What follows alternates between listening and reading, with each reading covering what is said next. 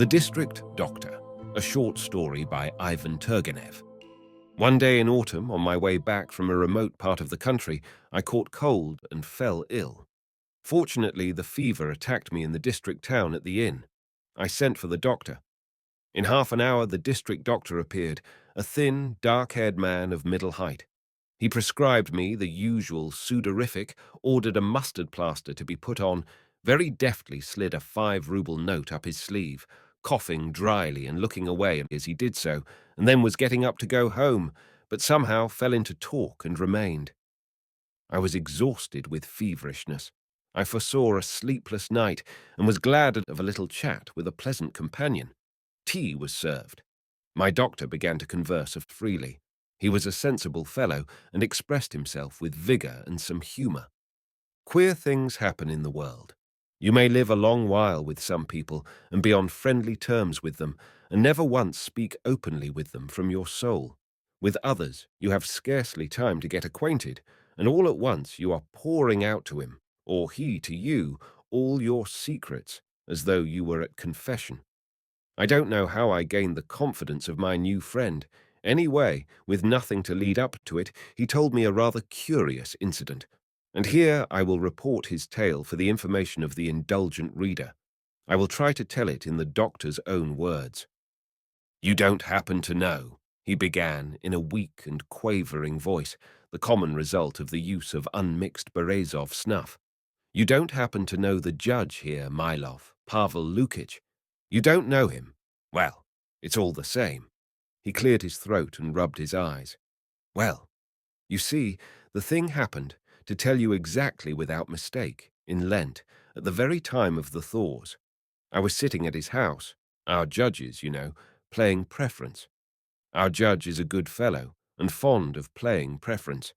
Suddenly, the doctor made frequent use of this word, suddenly, they tell me, 'There's a servant asking for you.' I say, 'What does he want?' They say, 'He has brought a note. It must be from a patient.' 'Give me the note,' I say. So it is from a patient. Well and good, you understand. It's our bread and butter. But this is how it was. A lady, a widow, writes to me. She says, 'My daughter is dying. Come, for God's sake,' she says, 'and the horses have been sent for you.' Well, that's all right.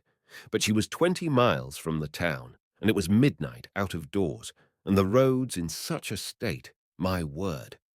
And as she was poor herself, one could not expect more than 2 silver rubles, and even that problematic. And perhaps it might only be a matter of roll of linen and a sack of oatmeal in payment. However, duty, you know, before everything. A fellow creature may be dying. I hand over my cards at once to Calliope, the member of the provincial commission, and return home. I look. A wretched little trap was standing at the steps, with peasants' horses, fat, too fat, and their coat as shaggy as felt, and the coachman sitting with his cap off out of respect. Well, I think to myself, it's clear, my friend, these patients aren't rolling in riches. You smile, but I tell you, a poor man like me has to take everything into consideration. If the coachman sits like a prince and doesn't touch his cap, and even sneers at you behind his beard and flicks his whip, then you may bet on 6 rubles. But this case, I saw, had a very different air. However, I think there's no help for it. Duty before everything. I snatch up the most necessary drugs and set off. Will you believe it? I only just managed to get there at all. The road was infernal, streams, snow, watercourses, and the dike had suddenly burst there. That was the worst of it. However, I arrived at last. It was a little thatched house. There was a light in the windows. That meant they expected me. I was met by an old lady, very venerable, in a cap. "Save her," she says. "She is dying." I say, "Pray, don't distress yourself. Where is the invalid?" "Come this way." I see a clean little room, a lamp in the corner. On the bed, a girl of 20, unconscious. She was in a burning heat and breathing heavily. It was fever. There were 2 other girls, her sisters, scared and in tears. Yesterday, they tell me, she was perfectly well and had a good appetite. This morning she complained of her head, and this evening, suddenly, you see, like this. I say again, pray don't be uneasy. It's a doctor's duty, you know, and I went up to her and bled her, told them to put on a mustard plaster, and prescribed a mixture. Meantime, I looked at her. I looked at her, you know. There, by God, I had never seen such a face. She was a beauty, in a word. I felt quite shaken with pity. Such lovely features, such eyes. But thank God. She became easier. She fell into a perspiration, seemed to come to her senses, looked round, smiled, and passed her hand over her face. Her sisters bent over her. They ask, "How are you?" "All right," she says, and turns away. I looked at her. She had fallen asleep. "Well," I say, "now the patient should be left alone." So we all went out on tiptoe. Only a maid remained in case she was wanted. In the parlour there was a samovar standing on the table and a bottle of rum. In our profession, one can't get on without it. They gave me tea, asked me to stop the night.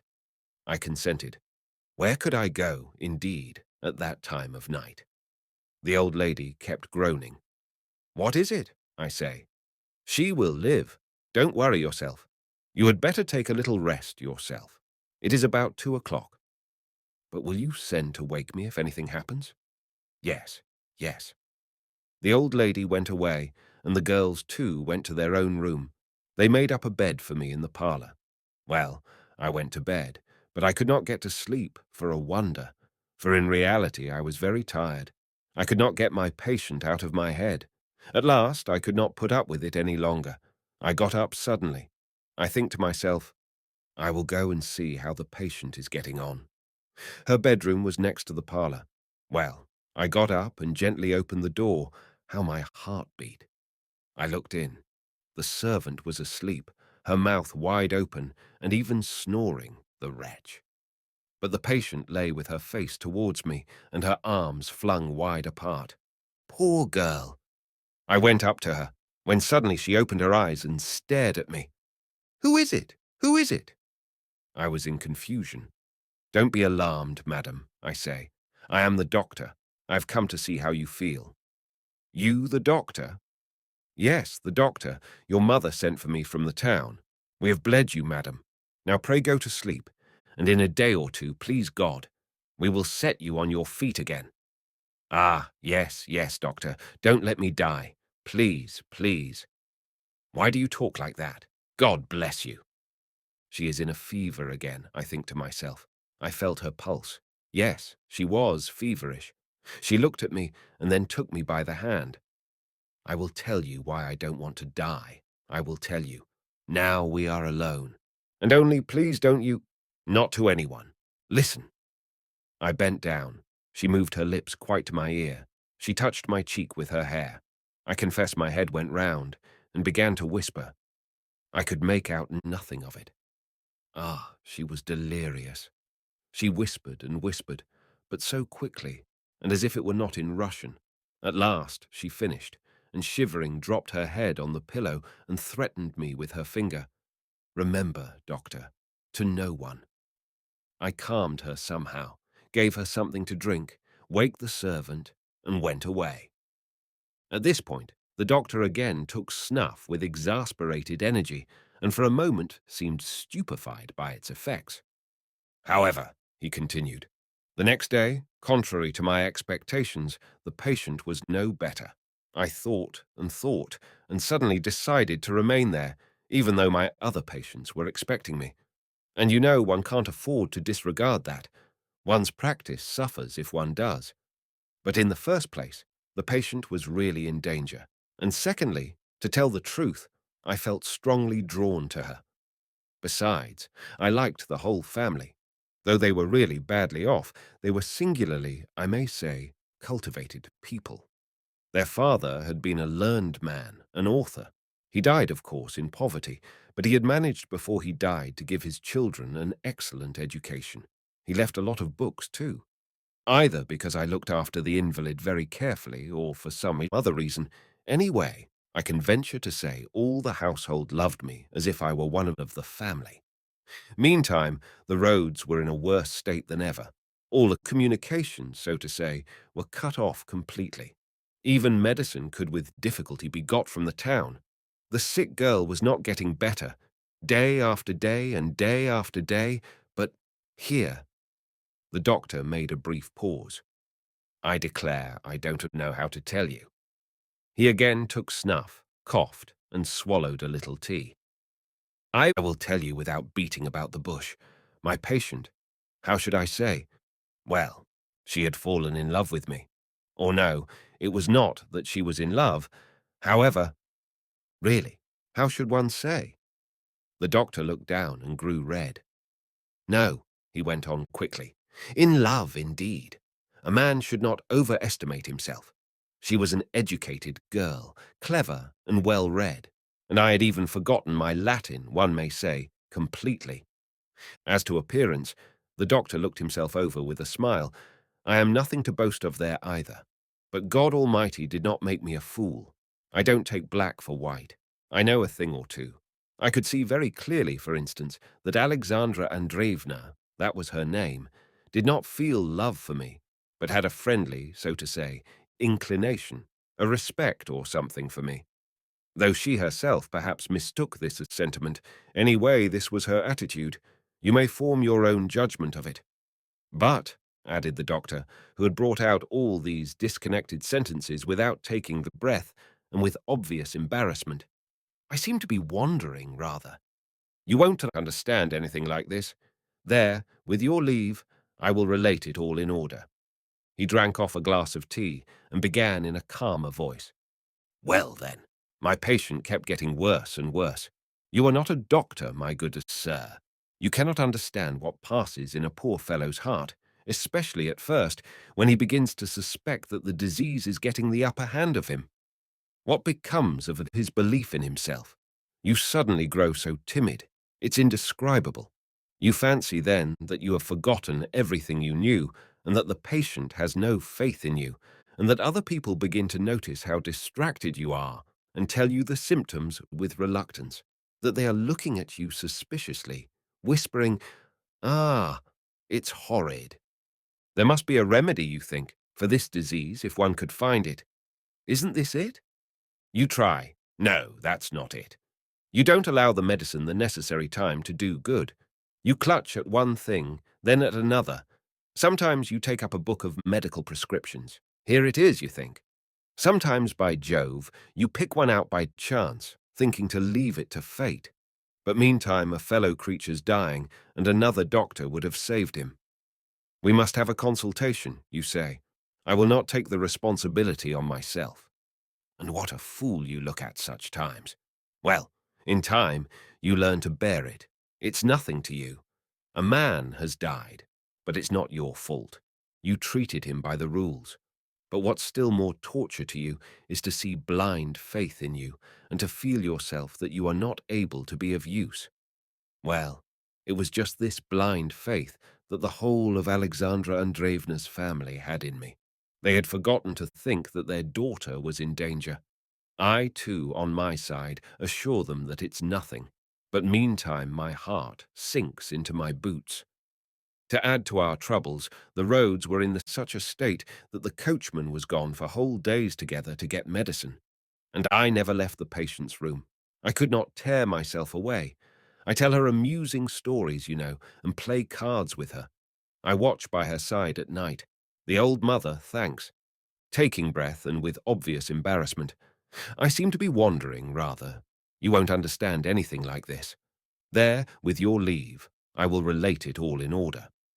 He drank off a glass of tea and began in a calmer voice. Well, then, my patient kept getting worse and worse. You are not a doctor, my good sir. You cannot understand what passes in a poor fellow's heart, especially at first, when he begins to suspect that the disease is getting the upper hand of him. What becomes of his belief in himself? You suddenly grow so timid, it's indescribable.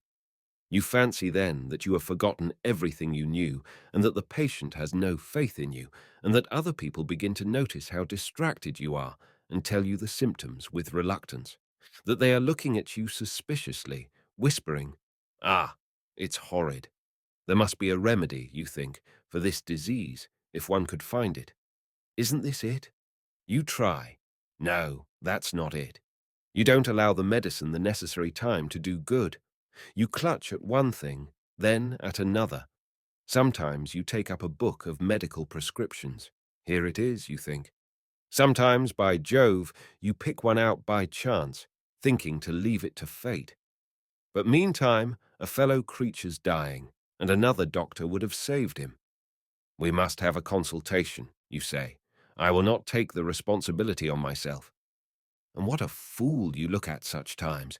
Well, in time, you learn to bear it. It's nothing to you. A man has died, but it's not your fault. You treated him by the rules. But what's still more torture to you is to see blind faith in you and to feel yourself that you are not able to be of use. Well, it was just this blind faith that the whole of Alexandra Andreevna's family had in me. They had forgotten to think that their daughter was in danger. I, too, on my side, assure them that it's nothing, but meantime my heart sinks into my boots. To add to our troubles, the roads were in such a state that the coachman was gone for whole days together to get medicine. And I never left the patient's room. I could not tear myself away. I tell her amusing stories, you know, and play cards with her. I watch by her side at night. The old mother thanks me with tears in her eyes, but I think to myself, I don't deserve your gratitude. I frankly confess to you, there is no object in concealing it now. I was in love with my patient, and Alexandra Andreevna had grown fond of me. She would not sometimes let anyone be in her room but me. She began to talk to me, to ask me questions, where I had studied, how I lived, who are my people, whom I go to see. I feel that she ought not to talk, but to forbid her resolutely, you know, I could not. Sometimes I held my head in my hands and asked myself, "What are you doing, villain?" And she would take my hand and hold it, give me a long, long look, and turn away, sigh, and say, "How good you are!" Her hands were so feverish, her eyes so large and languid. "Yes," she says, "you are a good, kind man. You are not like our neighbors. No, you are not like that. Why did I not know you till now?" "Alexandra Andreevna, calm yourself," I say. "I feel, believe me, I don't know how I have gained. But there, calm yourself. All will be right. You will be well again." "And meanwhile, I must tell you," continued the doctor, bending forward and raising his eyebrows, "that they associated very little with the neighbors, because the smaller people were not on their level, and pride hindered them from being friendly with the rich. I tell you, they were an exceptionally cultivated family. So you know it was gratifying for me. She would only take her medicine from my hands. She would lift herself up, poor girl, with my aid, take it, and gaze at me. My heart felt as if it were bursting. And meanwhile, she was growing worse and worse, worse and worse all the time. She will die, I think to myself. She must die. Believe me, I would sooner have gone to the grave myself. And here were her mother and sisters watching me, looking into my eyes, and their faith in me was the wearing away. "Well, how is she?" "Oh, all right, all right." All right, indeed. My mind was failing me. Well, I was sitting one night alone again by my patient. The maid was sitting there too, and snoring away in full swing. I can't find fault with the poor girl, though. She was worn out too. Alexandra Andreevna had felt very unwell all the evening. She was very feverish. Until midnight she kept tossing about. At last she seemed to fall asleep. At least she lay still without stirring. The lamp was burning in the corner before the holy image. I sat there, you know, with my head bent. I even dozed a little. Suddenly it seemed as though someone touched me in the side. I turned round. Good God! Alexandra Andreevna was gazing with intent eyes at me. Her lips parted. Her cheeks seemed burning. "What is it?" "Doctor, shall I die?" "Merciful heavens!" "No, doctor, no, please don't tell me I shall live. Don't say so. If you knew— Listen, for God's sake, don't conceal my real position." And her breath came so fast. "If I can know for certain that I must die, then I will tell you all, all." Alexandra Andreevna, I beg. Listen, I have not been asleep at all. I have been looking at you a long while. For God's sake, I believe in you. You are a good man, an honest man. I entreat you by all that is sacred in the world. Tell me the truth. If you knew how important it is for me. Doctor, for God's sake, tell me. Am I in danger? What can I tell you, Alexandra Andreevna? Pray. For God's sake, I beseech you. I can't disguise from you, I say. Alexandra Andreevna, you are certainly in danger, but God is merciful. I shall die. I shall die. And it seemed as though she were pleased. Her face grew so bright. I was alarmed. Don't be afraid. Don't be afraid. I'm not frightened of death at all. She suddenly sat up and leaned on her elbow. Now, yes, now I can tell you that I thank you with my whole heart, that you are kind and good, that I love you. I stare at her, like one possessed. It was terrible for me, you know. Do you hear? I love you. Alexandra Andreevna, how have I deserved? No, no, you don't. You don't understand me. And suddenly she stretched out her arms, and taking my head in her hands, she kissed it. Believe me, I almost screamed aloud. I threw myself on my knees and buried my head in the pillow. She did not speak. Her fingers trembled in my hair. I listen. She is weeping.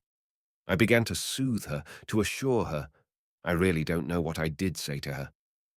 You will wake up the girl, I say to her. Alexandra Andreevna, I thank you. Believe me. Calm yourself. Enough, enough, she persisted.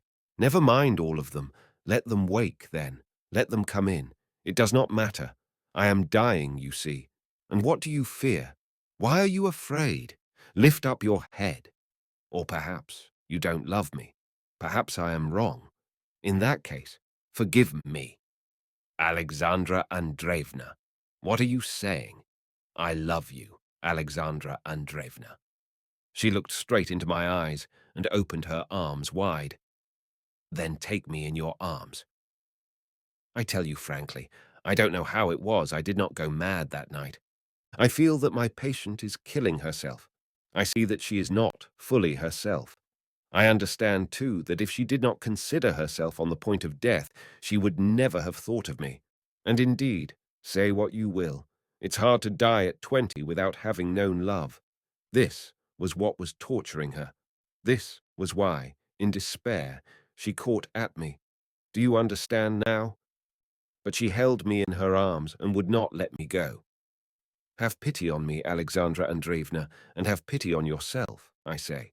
Why? She says. What is there to think of? You know I must die. This she repeated incessantly. If I knew that I should return to life and be a proper young lady again, I should be ashamed. Of course, ashamed. But why now? But who has said you will die? Oh no, leave off. You will not deceive me. You don't know how to lie. Look at your face. You shall live, Alexandra Andreevna. I will cure you. We will ask your mother's blessing. We will be united. We will be happy. No, no, I have your word. I must die. You have promised me. You have told me. It was cruel form, cruel for many reasons. And see what trifling things can do sometimes. It seems oathing at all, but it's painful. It occurred to her to ask me, what is my name? Not my surname, but my first name. I must needs be so unlucky as to be called Trifon. Yes, indeed, Trifon Ivanitch. Everyone in the house called me doctor. However, there's no help for it. I say, Trifon, madam. She frowned, shook her head, and muttered something in French. Ah, something unpleasant, of course. And then she laughed. Disagreeably, too. Well, I spent the whole night with her in this way. Before morning, I went away, feeling as though I were mad. When I went again into her room, it was daytime, after morning tea. Good God! I could scarcely recognize her. People are laid in their grave looking better than that. I swear to you, on my honor, I don't understand. I absolutely don't understand, now, how I lived through that experience. 3 days and nights my patient still lingered on. And what nights! What things she said to me! And on the last night, only imagine to yourself, I was sitting near her and kept praying to God for one thing only. Take her, I said, quickly, and me with her. Suddenly the old mother comes unexpectedly into the room. I had already the evening before told her, the mother, there was little hope, and it would be well to send for a priest. When the sick girl saw her mother, she said, "It's very well you have come. Look at us. We love one another. We have given each other our word." What does she say, doctor? What does she say? I turned livid. She is wandering, I say. The fever. But she, hush, hush. You told me something quite different just now, and have taken my ring. Why do you pretend?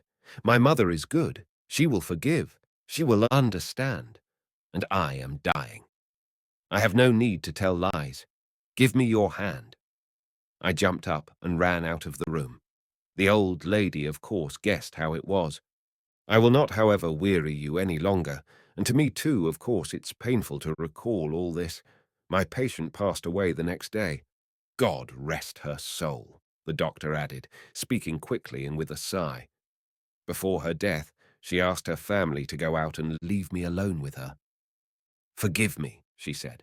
I am perhaps to blame towards you, my illness. But believe me, I have loved no one more than you. Do not forget me. Keep my ring. The doctor turned away. I took his hand. Ah, he said, let us talk of something else. Or would you care to play preference for a small stake? It is not for people like me to give way to exalted emotions. There's only one thing for me to think of: how to keep the children from crying and the wife from scolding. Since then, I've had time to enter into lawful wedlock, as they say. Oh, I took a merchant's daughter, 7,000 for her dowry. Her name's Akulina. It goes well with Trifon. She is an ill-tempered woman, I must tell you, but luckily she's asleep all day. Well, shall it be preference? We sat down to preference for halfpenny points. Trifon Ivanitch won 2 rubles and a half from me and went home late, well pleased with his success.